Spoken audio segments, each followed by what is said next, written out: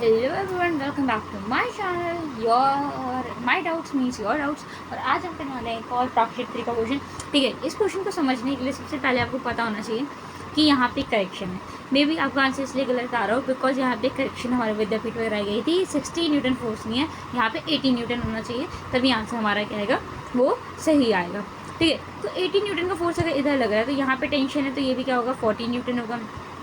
ठीक है, ये क्या होगा, 40 न्यूटन होगा। अरे यार कुछ नहीं, ये 2t होता था तो टी होता था, टी होता था, तो अगर ये 18 न्यूटन है 2t, तो टी कितना हो जाएगा, 40 न्यूटन होगा। यहाँ पे क्या होगा, 40 न्यूटन होगा। यहाँ पे क्या हो जाएगा, 20 न्यूटन होगा। यहाँ पे 20 न्यूटन होगा। ठीक है, यहाँ पे क्या होगा, 20 न्यूटन होगा। यहाँ पे भी 20 न्यूटन होगा। ये चीज़ आपने कर ली। सबसे पहले तो आपको यही पता नहीं चाहिए, सबसे इम्पॉर्टेंट चीज़ तो यही थी क्वेश्चन में, ये बनाना। ठीक है, और ये 30 आता अगर आप 60 लेते तो ये करेक्शन मैंने पहले ही करा दी। माइंड माई करेक्शन, ये करेक्शन कर लेना भाई। ठीक है, अपनी मॉड्यूल में से काट के लिख लेना। उसके बाद आ जाता है हमारा, देखो 1 kg का ब्लॉक का एक्सेलरेशन क्या होगा। तो सबसे पहली बात तो 20 न्यूटन ऊपर लगा है इस kg पे। एम जी मतलब कि 10 न्यूटन नीचे क्यों लग रहा होगा, तो ब्लॉक ऊपर जा रहा होगा। सबसे पहले यही मार्क करो कि ये ब्लॉक कहाँ जा रहा होगा, ऊपर जा रहा होगा, नीचे जा रहा होगा। सबसे पहले सारे ब्लॉक्स को देख लो। 1 kg block will move down या डाउन, सॉरी आप क्या बोल रही हूँ मैं। 2 kg ब्लॉक 20 न्यूटन ऊपर लग रहा है, 20 न्यूटन नीचे लग रहा है, तो क्या रहेगा, स्टेशनरी रहेगा, इसका कोई भी एक्सेलरेशन नहीं होगा। 20 Newton will be remain stationery. अब 3 kg ब्लॉक देखो, 3 kg ब्लॉक में क्या लगेगा, 30 न्यूटन ऊपर लगेगा, 20 न्यूटन नीचे ऊपर लग रहा है, 30 न्यूटन नीचे लग रहा है, तो नीचे जाएगा ब्लॉक विल मूव डाउन।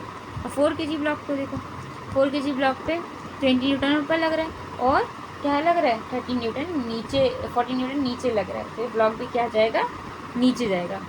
तो 40 न्यूटन वाला ब्लॉक भी क्या जाएगा, will move down. 40 Newton block will move down. तो सबसे पहले यही मैच कर लो।